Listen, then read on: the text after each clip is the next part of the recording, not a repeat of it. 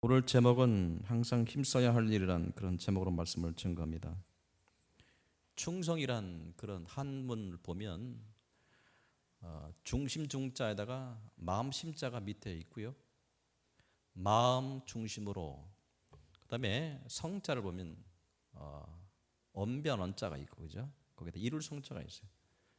마음으로 말을 한 것은 반드시 이루는 것을 충성이라고 하는 거예요. 사람은 말을 많이 할 수는 있어요. 말을 행한 대로 행하지 않으면 그런 충성하는 것이 아니죠.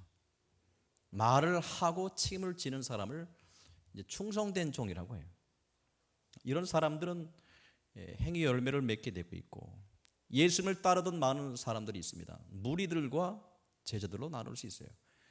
무리들은 예수님이 하신 것을 보는 사람이었고, 구경꾼이었고, 그것을 판단하는 사람이었고, 제자는 예수님이 하신 일을 몸으로 따라가는 사람이었어요. 몸으로 따라가는 사람이었어요. 그렇게 자기 몸으로 예수님의 가신 길을 쫓는 사람을 제자라고 하고요. 무리는 많지만 제자는 이제 극소수가 되는, 이것이 이제 성경의 가르침인데, 우리가 일을 할 때 일을 하는 여러 종류의 사람이 있습니다. 교회는 대충 어느 교회든지, 이제 우리 교회는 아니고요. 다른 교회는 그래요. 저 옆에 이제 중형교회라고 있거든요. 그 교회는 왜요? 중형교회가 있는데 3분의 1은, 교회 내 3분의 1은 열심인 사람이에요. 3분의 1은 방관하는 사람이에요. 3분의 1은 비판하는 사람. 이런 부류가 어느 교회든 비슷하게 맞아요. 항상 어느 교회든 3분의 1은 열심히 합니다. 무엇을 하든지 열심히 하는 사람을 볼 수 있어요. 그렇죠. 근데 열심히 하는 사람들의 그 면면을 보면 무슨 일을 시키든지 열심히 해요. 이런 사람들은 기분, 환경, 조건을 따지지 않아요. 뭐든지 명령하면 따라서 해요. 그 습관화됐어요. 그렇죠? 그래서 이런 사람들 때문에 교회가 운영이 돼요. 근데 중간에 있는 사람들은 눈치를 봐요. 할 것인가 말 것인가 해서 하는 분위기면 하고, 안 해도 괜찮은 분위기면 안 해요. 옆 사람이 물어요. 당신은 그런 사람입니까? 물어. 시작. 웃지요? 한국 사람은 눈치밥을 하도 오래 먹고 살아니까 교회 와서도 눈치는 백단이라고 하는 거예요. 항상 하는 일이 교회가 분위기가 되면 하우 해야 돼. 적당하게 빠져나갈 수 있으면 안 하려고 그래. 그러죠. 그다음에 나머지 한 3분의 1 정도는 뭐야? 매사 무관심이에요. 뭘 해도 동남풍아 불어라, 서북풍아 불어라, 나는 소기의 경입기다라고 하는 사람이 있어요. 자, 그런 사람들은 말을 많이 해요. 자기가 일을 하니까 눈에 보이는 것밖에 없어요. 남들이 하는 게 눈에 보이는 거야. 아이고 저것도 일이라고 해. 저 하는 거 봐라, 저 봐라, 저거는 도저히, 아이고 저건 나도 그냥 내가 하면 뭐 하겠다.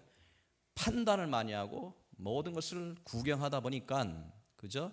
항상 남을 정죄하는 입장에 서는 사람들이, 이것이 솔직히 하면 교회의 모습이에요. 어느 교회나 그 비율의 차이는 있다 하더라도 그 비율은 어느 정도까지 맞아 들어가요. 할렐루야. 그래서 여러분에게 해피데이를 한번 해보면서 여러분의 목사님이 여러분 맛을 볼 수 있어요. 간을 본다고 그래. 아, 이런 사람은 어떤 사람인가 라고 우리가 알 수 있어요. 여러분이 진정으로 주님의 일을, 기뻐하신 일을 행할 때 어떤 사람은 합시다 그러면 아멘 하는 사람이 있어요. 그죠? 그러면 나머지 3분의 1 방관하는 사람 입장에 보면 저 사람들은 광신자야, 그렇게 판단받아요. 그렇지만 모든 일을 할 때, 그죠? 환경 조건을 극복하고 일을 하는 3분의 1 때문에 교회가 운영이 되는 거예요. 그렇죠? 이런 사람이 잘 훈련되고 그런 사람이 교회의 비율을 넓혀갈수록 교회가 힘이 있어요. 믿으시면 아멘. 그래서 많은 목사님들이 제자 훈련하고 그런 것을 많이 훈련하는 이유가 그런 비율을 많이 늘리려고 하는 거예요.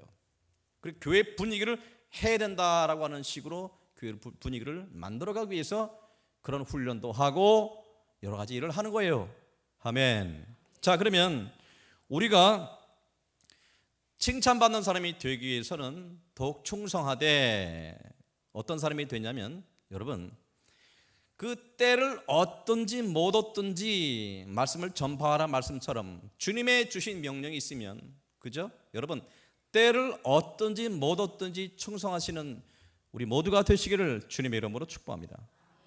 때를 얻든지 못 얻든지라고 하는 것은 상황이 좋든지 상황이 나쁘든지 이거는 반드시 해야 되면 하겠습니다라고 하는 사람이 이런 자세로 일어나라는 거예요. 보통 많은 성도는 나 시험 들었어, 나 기분이 안 좋아, 우리 집안 형편이 바빠, 내가 이것 때문에 저것 때문에, 그렇게 핑계 없는 무덤이 없는 것처럼 여러분이 많은 이야기를 하지만 실제로 주님은 그런 자세를 요구하지 않으셔요. 그런 자세를 요구하지 않으시고 주님의 일을 할 때는 때를 얻든지 못 얻든지 일을 하는 우리 모두가 되셔야 돼요. 믿으시면 아멘. 그런 사람을 축복하시고 그런 사람을 기뻐하시는 거예요. 그런 사람이 제자라고 해요. 생명 바치는 날씨 봐서 기분에 따라서 생명 바치는 것도 따집니까? 아니잖아요. 주께서 명령하시면 아멘 하는 거예요. 할렐루야, 할렐루야. 이런 일들을 우리가 성경에서 보면 보세요. 가나 혼인 잔치가, 여러분 그 사건을 잘 아시잖아요. 잔치가 벌어졌어요. 많은 사람이 그 포도주를 마시고 유흥의 즐거운 분위기가 되는데 그 집주인이 당황스러워합니다. 포도주가 떨어진 거예요. 포도주가 떨어질 때 그 이야기를 마리아한테 하니까 마리아가 그 얘기를 듣는 순간 안 되겠다 싶어요. 그렇죠? 잔치집에 그 포도주가 떨어지면 갑자기 구할 수도 없고 그러면 큰 낭패를 보게 되는 거예요. 그럴 때 예수님께 와서 잔치집에 포도주가 떨어졌나이다 라고 예수님께 아뢰는 거예요. 예수님이 나와 무슨 상관이 있나이까? 내 때가 아직 이르지 아니하나이다 얘기했죠. 자, 그러고서 예수님이 그 말을 하고 있을 때 마리아가 하인들을 불러놓고 예수님이 무슨 일을 시키든지 그대로 하라고 명령했어요. 예수님이 뭘 명령하시나? 자, 돌아올 때 보면 물 항아리가 6개가 있더라. 그 물 항아리에 물을 가득 채우라. 근데 가득 채우는데 물을 아구까지 채우라 라고 하죠. 아구까지 채우라. 아구라고 하는 것은 꼭대기까지 채우라는 말이에요. 꼭대기가 채우라 했더니 하인들이 가서 가득 채웠어요. 그리고 떠서 연회장에다 갖다 주어라. 그랬더니 그 연회장에 떠서 갖다 주는 순간에 뭐합니까? 물이 포도주로 바뀌었어요. 믿으시면 아멘. 오늘 이 사건이 보여주는 것이 믿음의 기적은 언제 일어나느냐라고 하는, 전적으로 순종할 때 믿음의 기적은 일어나요. 이런 사람 통해 주님이 일을 하시는데 항상 일을 할 때도 98% 일을 하는 사람이 있어요. 나머지 2%가 부족해서 나머지 지치는 사람이 있어요. 이 2% 부족해서 그렇게 하더라도 그런 사람에게는 능력이 나타나지 않다. 기적이 이루어지지 않는다. 믿음의 모든 행보에서 가장 끝까지 가야 돼. 끝까지. 그래서 우리 부모들이 말씀 일사각오라고 그래요. 죽으면 죽으리라고 하는 거예요. 아멘. 죽으면 죽으리라 하는 마음으로 행할 때 아구까지 채우는 사람이 반드시 기적이 일어나요. 교회 안에서 기적을 일으키는 사람이 있습니다. 많은 사람이 안 돼요라고 하는 사람들이 있어요. 다들 합리적으로 논리적으로 안 돼요라고 하는 그런 분위기 속에서 기적을 일으키는 사람이 있습니다. 그런 사람은요 2%를 채우는 사람이에요. 할렐루야. 그런 사람은 아구까지 채우는 사람이에요. 그런 사람이 되시기를 주님의 이름으로 축복합니다. 교회에 안 된 일을 되게 하는 것은 그 사람이 특별한 능력이 있는 게 아니에요. 그 사람이 특별한 능력이 있는 것이 아니라 그의 마음 자세, 그가 가지고 있는 마음 자세, 신앙의 자세가 어떤 자세인지가 중요한 거예요. 그 사람은 죽으면 죽으리라 덤벼들어요. 뭐든지. 이런 사람들 통해서 교회가 주님의 일이 반드시 성취가 됩니다. 믿으시면 아멘. 할렐루야. 목사도 마찬가지예요. 주변에 많은 사람이 일 시켜보고 일같이 일을 할 때 일을 맡겨서 안 됩니다 라고 하는 사람들하고 일하고 싶은 마음이 없어요. 그런데 어떤 사람은 나는 확신이 2%밖에 없는데 그분은 확신이 10% 있다. 그러면 나도 나머지 8%를 나도 모르게 같이 업그레이드 돼요. 그 사람 보면서 나도 할 수 있겠구나 라는 그런 마음이 들어요. 그런 사람 통해서 교회 일이 이 운행이 되는 거예요. 할렐루야. 할렐루야.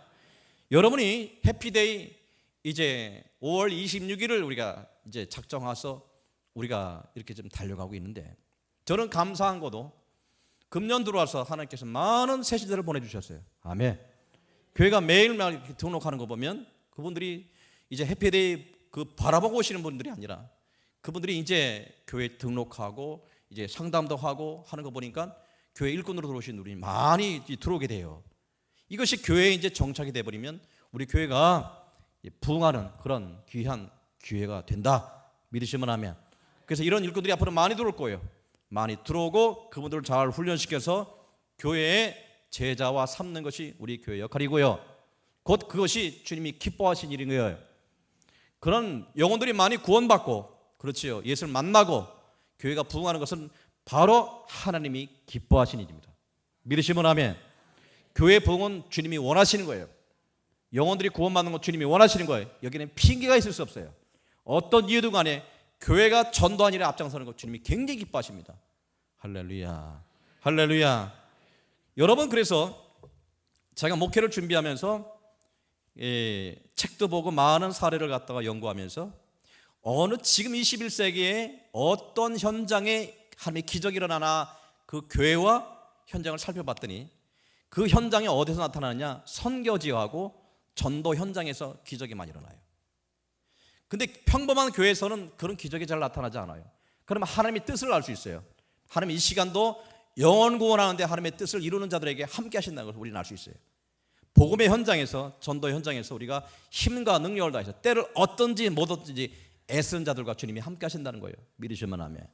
할렐루야. 제가 저번에 말씀드렸지만 제가 사역을 하면서 모든 것이 하나님의 기뻐한 일이지만 때로 그 사역을 하면서 전도를 참 많이 하고 그때 아이들을 잘 가르쳐서 열매를 맞을 때 하나님께서 너무 기뻐하시니까 제 마음에 감동을 주시고 그때 선물로 주신 게 제 두 번째 아들이에요. 여러분은 그걸 아들 낳았다고 자식 낳았다고 쉽게 얘기하지만 저는요, 우리 두 아들이, 두 자식이 진짜 기적적으로 낳은 자식들이에요. 저는 그것을 알기 때문에 영혼구원이 하나님의 마음을 얼마나 기쁘게 하는지 우리는 알아요. 이걸 절대로, 그러니까 아이를 보면서 너는 목사로서 잊지 말아라. 영혼구원이 얼마나 중요한지 그걸 잊지 말아라 하는 식으로 저에게 주셨어요. 할렐루야. 아멘. 그러니까 여러분, 누구 핑계 대지 마세요. 누구를 위하여 한다 하지 마세요. 이거는 주님 앞에서 기뻐한 일입니다. 아멘 하셔서 한번 노력해 보시고 한번 해보시고 해서 그렇게 해서 고난당한다, 나를 의를 위해서 핍박을 받는 복이 나니 천국의 상급이 큼이라 라고 하셨어요. 아멘. 아멘. 바라보시면 우리 살아온 우리 충인의 모든 성들이 주님께 인정받고 상급 많이 받고 복 받는 자 되시기를 주님의 이름으로 축복합니다.